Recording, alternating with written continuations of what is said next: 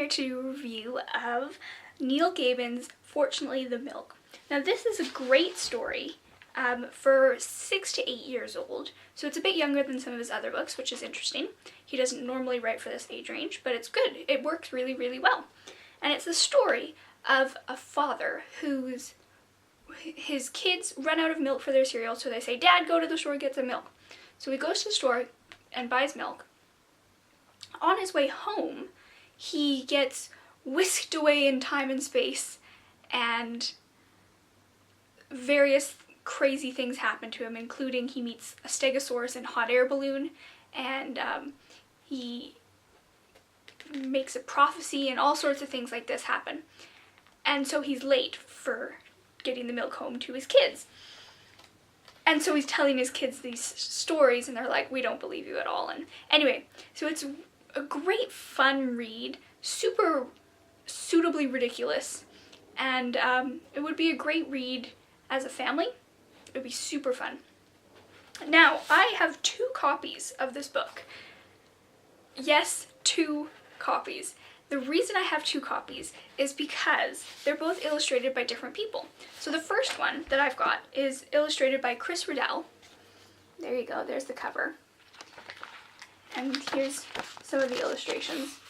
So it's classic Chris Riddell style. All the cross-hatching, all the details. I love this one. Those are some dwarves. Super fun.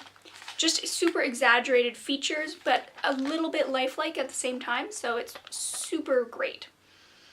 So, that one is awesome. I love Chris Riddell. He's one of my favorite illustrators, and I'm really liking his books in the Audline series as well. I haven't read The Goth Girl yet, but I'm getting there. And this one is illustrated by Scotty Young. So you can see just how different that is. This is a lot more cartoony, and I almost like this better just in relation to the story. Like here's some vampires. There you go. Just in relation to the story, the style I think is a little bit more whimsical almost. And I think it works really well. So it's interesting the different perceptions that you get with the 2 different illustrators. For example, the illustrator in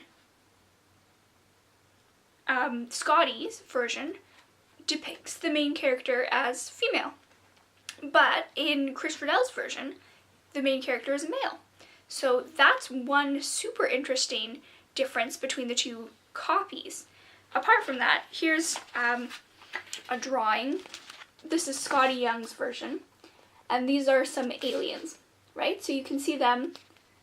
They're pretty cartoony, quite stylized. And then here are those same aliens, but in Chris Riddell's version. So it's a lot more lifelike looking, even though it's quite ridiculous still. The style of it is more realistic. So that's super interesting to compare the 2 copies.